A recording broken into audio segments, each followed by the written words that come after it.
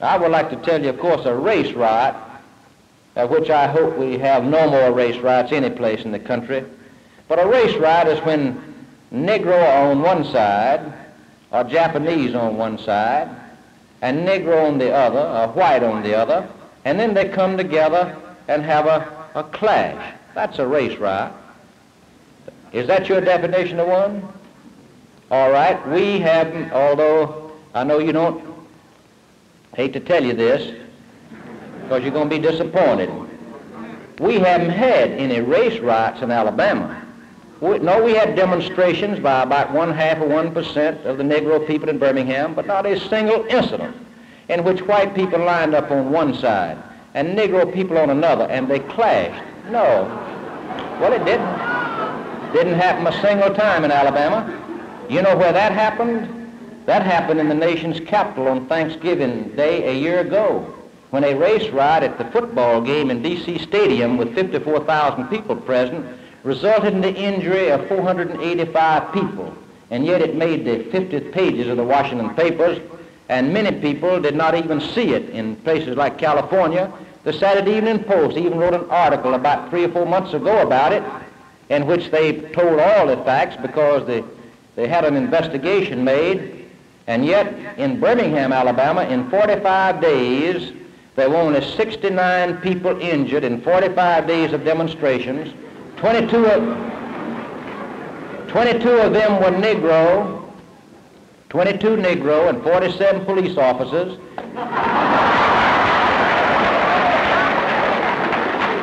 I just wanted to wake y'all up over there. I knew that'd wake you up. 47 police officers. None of the Negroes were seriously injured. Some of the police officers were seriously injured.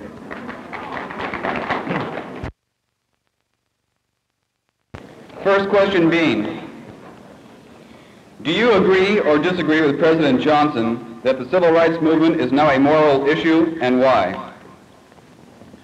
No, the civil rights issue, in my judgment, has never been a moral issue. It's a political issue.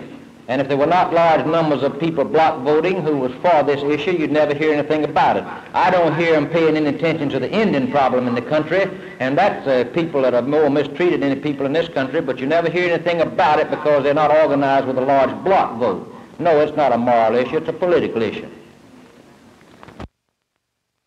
Since schools are supported by taxes paid by people of all races, why do you bar them entry if they meet academic requirements? Of course, we do not bar people from entering colleges. We bar them sometimes from entering certain colleges, but not...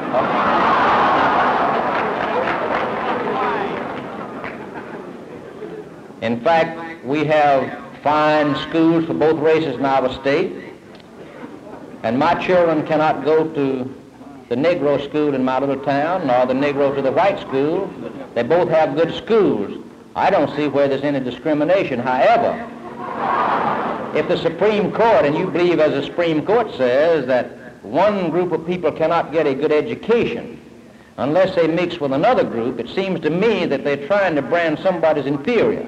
If I were a Negro, I would resent any opinion of a court that said that I couldn't get a good education unless I mixed with a group of other people, because I feel that a Negro can get a good education by mixing with people of his own group. If I were a Negro, I'd resent that.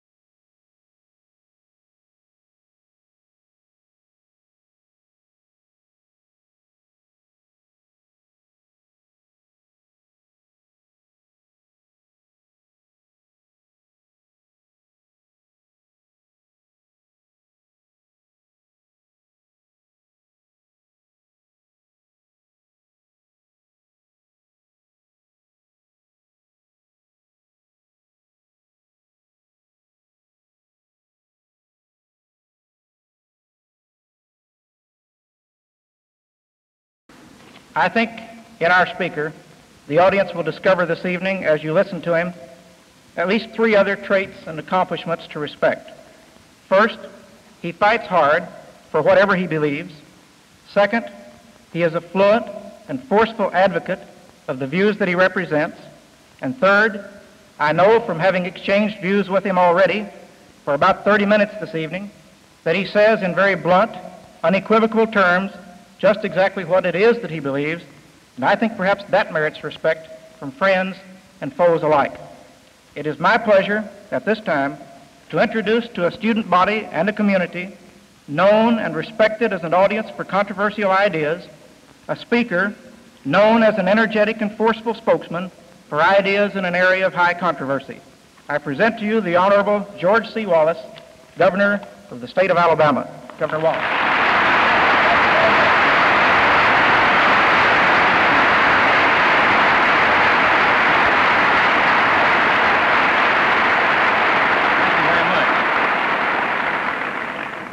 Well, thank you very much, Dr. Nobles, Phil, members of the faculty and the student body, ladies and gentlemen.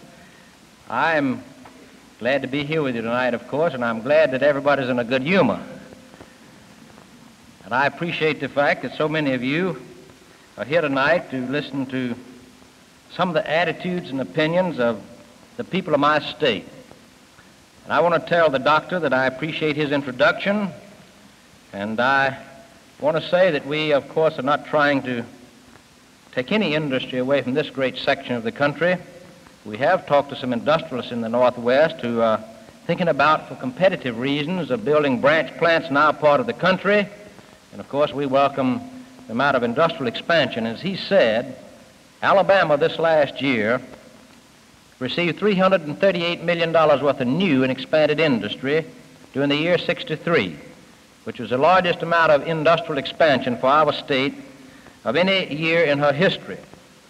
You have a beautiful campus. This is a great section of the country. In fact, I even keep up with your fine football team, and I know that you won your bowl game this year against SMU.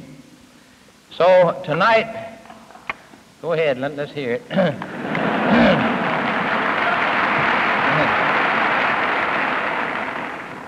So I hope that if there's any one thing that I can do tonight, is to impress upon you that we in our part of the country that stand for such things as social and educational separation does not mean that we despise or dislike those of an opposite color. And I also hope that I might be able tonight to tell you some things about the so-called civil rights program that we have become emotionalized about, and to point out to you that today they are attempting to pass a bill that would destroy the property rights of the people of this state and of the entire United States in the name of human rights. And of course, when you destroy property rights in any country, you destroy human rights.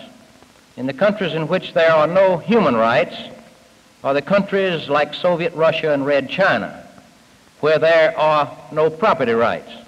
And the only place in the country in which we have only country in which we have human rights are those countries in which we have the free exercise and use of our private property. And I hope you will think upon those things.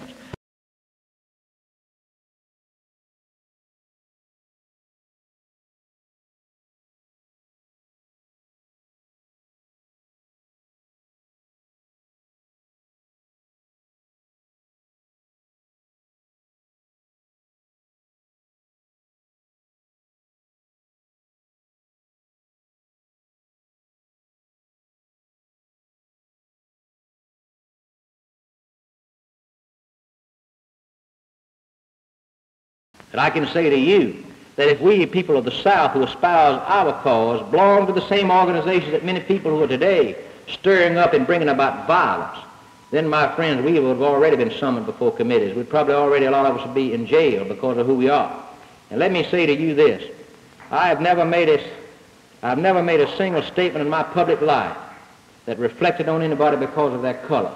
And you can't find a statement in your press in which I've ever reflected on a man because of color. In every speech that I have ever made over statewide television, I've said this, that anybody who wreaks one iota of violence, anybody who harms a hair on a single man's head in this matter is not on our side. He's against us. This is a question to be worked out in the courts and in the forums of public opinion. It's a matter to be worked out by the good people of both races of our state. And therefore, I've never advocated violence. And anybody who wreaks violence in the race question is not helping anybody's cause. So when a demonstration occurs in any city of this country in which people are shot, as 9 were shot in Cambridge, Maryland, whose cause has been helped? Why, no one's cause has been helped. And the purpose of all that violence is, of course, to engender bitterness and ill will, because that's exactly what those who will help organize this movement, who belong to the Communist Party, want. They're not interested in the Negro aims at all. They're interested, of course, in the destruction of peace and quietude and tranquility in this country. We are drifting headlong to government of the government, by the government, and for the government. The fundamental principle of our Constitution demands forceful and dedicated efforts to avoid the concentration of power and authority. Power and authority must not be concentrated in either the government or individuals. Private and free enterprise, together with freedom and liberty for the individual, unfettered by governmental authority which orders the details of our very existence, is a system envisioned by the framers of the Constitution. The private rights of a people to develop to their individual capabilities must not be subordinated by arbitrary power. We must, and we can in all good conscience, forcefully fight every device which reduces our freedom. We do not defy for defiance sake, but out of a responsibility, obligation to deter tyranny and anarchy. I do not come here to tell you how to handle local affairs that have historically been left to the local governments of the country. Your systems, traditions, ideals are for you to determine. Your decisions and those of your state are for you alone to make in those spheres in which the states have always operated. That's true of New York, of Michigan, of Washington, of Alabama. I do ask that you not be misled, that you forthrightly determine the truth, that you not be emotionalized into relinquishing a free, democratic, God-fearing system. Thank you very much.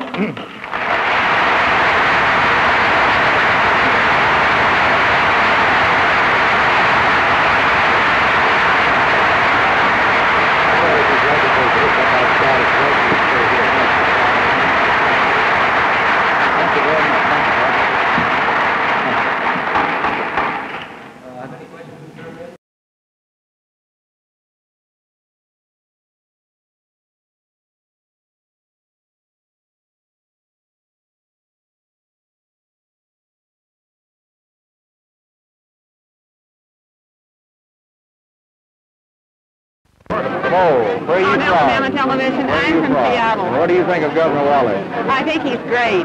Very courageous, and I'm quite interested in having the opportunity to see him. What do you like most about him? Well, I think he's honest and forthright, in addition to being courageous. Do you think that there are a lot of people in Washington who like his policies? I think so. The only chance you have here, really, is to go and see him. From our papers, you wouldn't gather that he's such an intelligent, fine man. But you got a different impression in person than you did from the papers. Absolutely. I'm glad I made the effort to get here. Thank you, ma'am. Tacoma. How you like Governor Wallace? Number one.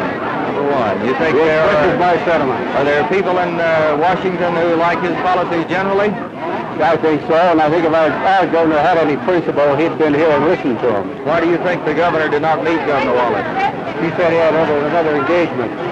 What's up, Governor? What is this all about? Do you know? Well, these real fine people from Washington invited me to come by and say hello to them, and there were several hundred of them, and the meeting was not an announced meeting, but it makes me feel all the more that the people of this country are waking up to the dangers of centralized governmental control, and that they're going to help put a stop to it at the proper time. Thank you, Governor. Where are you from, sir? I'm from Seattle, Washington. What do you think about Governor Wallace? I think he's fine. It's a pleasure to know him. You think he has a good bit of support here? More than has been evidenced at many of the meetings. I think there's some undergrowth that does support him. You think that's all over the country? Yes, I do. Well, I'm an Australian citizen. I'm from Canada now for a few days in Seattle, and I'm leaving tomorrow to go to England. Well, we have, the governor has been invited to go to Canada to speak tomorrow. What kind of reception do you think he'll get there? Oh, I think he'll have much of the same as he's here, as far as I can gather. The people are beginning to wake up. England, they're awake. What do you think about Governor Wallace? Well, he seems to be a man of his own, of his convictions. He's got the courage of them. And we've got to learn to be individualists rather than sheep being led by wolves or goats, to put it that way. Thank you, ma'am. Thank you. From where? Edmonds, Washington. Edmonds, Washington. What do you think of Governor Wallace? I think he's speaking the truth. Do you think he has a good bit of support here in Washington? I think he does. On what issues primarily? Well, primarily, I suppose, on what they were discussing tonight on civil rights. On civil rights. What about his states' rights policy? Do you agree with those two? Well, I'm trying to go along with it. I think we can be too centralized in our national government to the point where we're overriding the states' rights delegated authority by our Constitution. And I think that's the danger in which we're facing today, is the centralized government running roughshod over our delegated Constitution of all of our peoples as well as our states. Do you think the Civil Rights Bill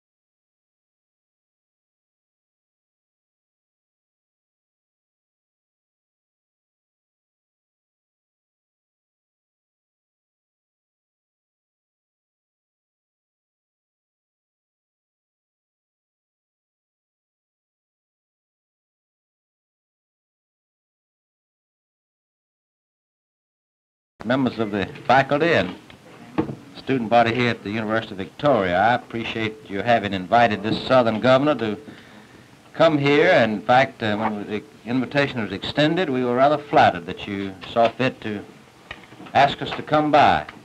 We're on our way back to Alabama, and of course, since I was coming to your fine country, we're going to make maybe a little bit different talk than we made in the United States, in the sense that we dealt more specifically with the so-called civil rights legislation now pending in our American Congress, which of course you may be interested, but I'm sure not maybe as interested as you are legislation pending in your own parliamentary houses of parliament. But I do want to say that this is a beautiful country, and that's right. It is. And I'm not, and you know, I'm not running for anything here. You know, I'm not politicking for anything here. I can tell the truth. I can tell the truth here. This is a beautiful country, and I hope to come back. In fact, the weather is mild. You may not think so, but it is. We have snow in Alabama today. In fact, we had.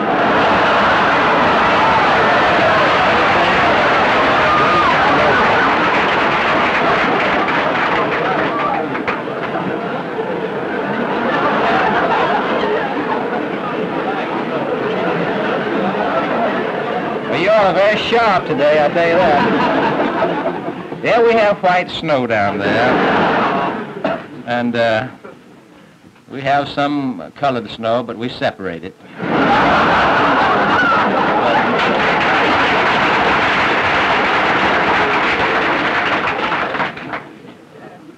But now you threw me off there. What was I going to say?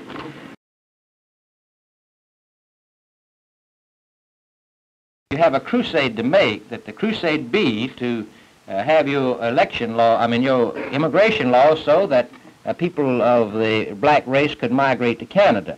Actually, we have millions of black people in our part of the country, and we want them to stay there, and they are part of our life. I was raised around Negro people, and when I was old enough to see, Negro people were there. They were part of our environment. They're not strange to me. In the other big cities of the country where there were no Negroes to speak of, and they have now migrated to the big cities, that's where the problem exists, because they are strange and new to most people. But they were not strange and new to us. They've been in our life ever since our nation has been in existence. But we do not. We do have more compassion and more good feeling in Alabama for members of the Negro race than exists today in places like Philadelphia, where they can't even play football games at night with spectators because of race violence among the students. That all football games in the big city of Philadelphia this last year, for instance, had to be played in the afternoon in stadiums with no spectators. They had the largest Mama's Day parade that's been traditionally drawing 1 million people in Philadelphia, for instance. They only had 30,000 to 50,000 watchers this year because they were afraid that a mammoth race riot was going to take place in the city of brotherly love. Now, this is the city where their politicians have always said what we should do about the race question. All right, they've been doing about it, and now they've got a situation, according to the mayor yesterday, Mayor Dilworth, who's been a liberal on this question. He says the Negro cause has been set back 10 years, and he's talking about the conditions in Philadelphia.